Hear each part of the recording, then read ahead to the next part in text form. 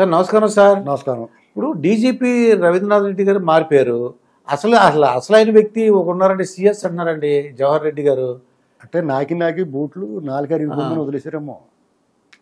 అటు బూట్లు నాకి నాలుగు అరిగిపోయిందని కానీ ఏదో వదిలేసారేమో తెలియట్లేదు. కానీ ఉంటేటండి పోతేటండి, కోటలు ఉంటేటి పేటలు ఉంటేటి. ఇంకా తెగింపు వచ్చిన తర్వాత ఉట్టికి 3 సైకిళ్ళు తెగిన తర్వాత తెగించారు జనం.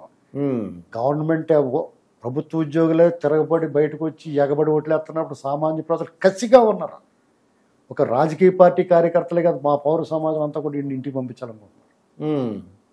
అటువంటి పరిస్థితుల్లో సిఎస్ను మార్చినా ఒకటే, మార్చమని ఉంటాడు. వాళ్ళు కుటిల ప్రయత్నాలు వాడు చేస్తూ ఉంటాడు.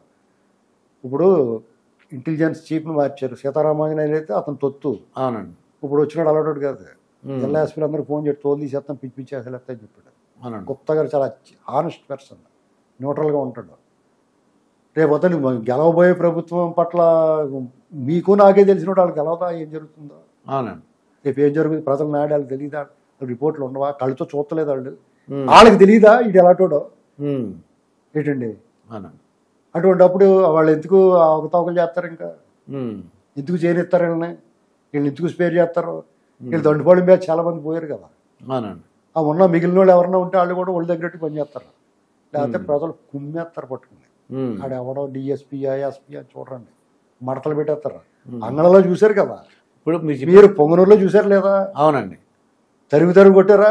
డిఎస్పీ ఏడుతో వచ్చాడు కదా ఎస్పీ, బాబోయ్ మా వాళ్ళు కొట్టేశారని. రేపు ఆడు ఎడుతాడు, ఆడు కొట్టేస్తే. ప్రజలతో పెట్టుకోకూడదండి. ఒక రాజకీయ పార్టీ మీద పెడితే ఆడ బాధ్యుడు ఉంటాడు. నువ్వు ప్రజలు తిరగబడి ఆగ్రహం, ప్రజాగ్రహం ముందు ఎవడన్నా దెబ్బైపోవాల్సిందే. మీరు ఇందాక ఒక మాట అన్నారు, ఆ నలుగురు అనేదో. అవునండి.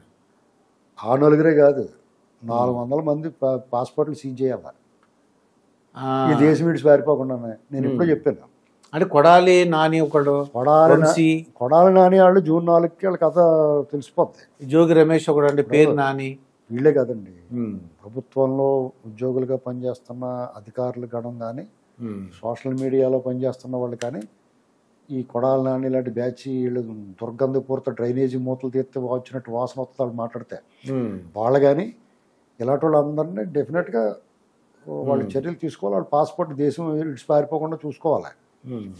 అయితే నేనేమనుకుంటున్నానంటే, ఎలక్షన్ అయిన తర్వాత రిజల్ట్స్కి ఎలక్షన్కి మధ్య ఒక 20 రోజుల గ్యాప్ ఉంది కదా. అవునండి. వీళ్ళు ఏం చేస్తారంటే సమ్మర్ వెకేషన్స్ అని వేరే చోట పోతారు. మరి అధికారం లేదు కదా, ఇంకా మా పాస్పోర్ట్ సీజ్ చేస్తాం ఉండదు. ఇది నేను 2021 సెప్టెంబర్ 1st వీక్లో చెప్పాను. మళ్ళీ చెప్తాను మీకు. రేపు ఎన్నికల ఫలితాల రోజున, ఆనాటికి ఎలక్షన్ అయిన తర్వాత ఆ రోజుకి ఆంధ్రప్రదేశ్ నుంచి దాదాపు 2000 మంది నాయకులు కానీ, ఆఫీసర్లు, ప్రభుత్వ ఉద్యోగులు కానీ, కొంతమంది అధికారులు కానీ, నోటికొచ్చినట్టు మా పేలినాళ్ళు కానీ, కుక్కల్లా మురిగినాళ్ళు కానీ, వీళ్ళందరూ కూడా ఎన్నికల ఫలితాలని రాష్ట్రం వెలుపల నుంచి చూస్తారా. అది బొంబాయిలో ఉండి చూస్తారా, లేకపోతే ఇతర దేశాలు శ్రీలంక పోతారా, లేకపోతే యుఎస్లో యూరోప్ కంట్రీస్కి పోతారా, ఎక్కడికైనా పోనే ఉన్నాయి. రాష్ట్రం వెలుపల నుంచి మాత్రమే వాళ్ళు ఫలితాలు చూస్తారు. ఫలితాలు అనుకూలంగా రాని పరిస్థితులు 10ంటికి తెలిసిపోతాయి. అక్కడ ఉండిపోతారండి. వాళ్ళు దుబ్బేసిన డబ్బులు ఉంటాయి కదా ఇక్కడ, ఆ డబ్బులు పంపించమని వీళ్ళందరూ మళ్ళీ ఎక్కడో చోట మీట్ అవుతారు. ఆత్మీయ సమావేశం పెట్టుకుంటే దొంగలు అందరూ పెట్టుకుని ఎక్కడో చోట, ఏ దుబాయ్లోనో మలేషియాలోనో బ్యాంకాక్లో అక్కడ మీటింగ్ పెట్టుకుని వీళ్ళందరూ కలిపి జగన్మోహన్ రెడ్డి దుబ్బేసిన డబ్బులు ఇవన్నీ కలిపి ఒక దీవి ఏదో కొనేసుకుంటారు లండన్ దగ్గరలోనే. అక్కడ పోయి ఈ నిత్యానందలో ఇంకో దేశం పెట్టుకోవాలి. ఇక్కడ మాత్రం మనలేరు వాళ్ళు. ఎందుకంటే ఈ సమాజం వాళ్ళని వెలివేస్తుంది. మరి ఈడేరా అంటారన్నమాట, ఈదులు వెళ్తుంటే అలాంటి పరిస్థితి వచ్చేది. అర్థమైందండి. చేత వాళ్ళని ఎవరో కాపాడలేరు. ఈ సమాజం ఎప్పుడైతే నిశ్చత్కరించిందో, నువ్వు కాలగర్భంలోనే కలిసిపోవాలి, లేకపోతే నువ్వు వేరే చోట పోయి ప్రవాసంగానో బతకాలి. ఎందుకంటే వాళ్ళంత దుర్మార్గం చేశారు, అంత అరాచకం చేశారు, అంత దారుణంగా మాట్లాడారు. సభ్య సమాజం తల వంచుకునే కొంతవరకు సహించారు. నువ్వు శృతి మించిపోయావు, నీ లైన్ దాటిపోయావు. కాబట్టి వీళ్ళు ఎవరో కూడా మీరు అన్నట్టుగా పాస్పోర్ట్లు సీజ్ చేయక్కర్లేదండి. వాళ్ళంతటా వాళ్ళే పారిపోతారు, ఏదో రకంగా పారిపోతారు. నేపాల్ పోతారు, నేపాల్ నుంచి పారిపోతారు.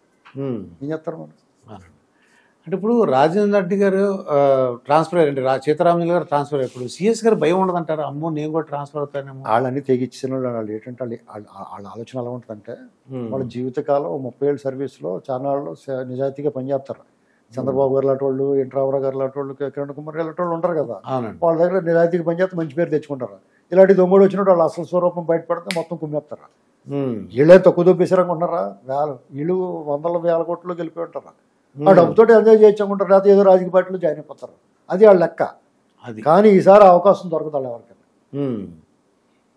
అదండి రెడ్ బుక్లో థిక్ రెడ్ బుక్ ఉంటుంది, మళ్ళీ రెడ్ బుక్ ఉంది, థిక్ రెడ్ బుక్ ఉంది. ఓకే. అంటే బాగా ఎర్రగా ఉన్న బుక్. అంటే వీళ్ళకి మళ్ళీ తోలు కూడా తీయాల్సిన వాళ్ళు ఉంటారు కొంతమందికి. అట్టు పెట్టిన వాళ్ళకి 6 ఎట్లు పెట్టాలి. అట్టుకి అట్టున్నారు అంటారు, కాదు, అట్టుకు 6 ఎట్లు పెట్టి బుక్ ఒకటి ఉంటుంది. ఓకే. అవన్నీ వదిలిపెట్టండి. ఇదండి శ్రీనివాసరావు గారితో జరిగిన ఇంటర్వ్యూ. మరొక ఇంటర్వ్యూతో మీ ముందుంటాను. మీ మాస్టర్ దుర్గా ప్రసాద్.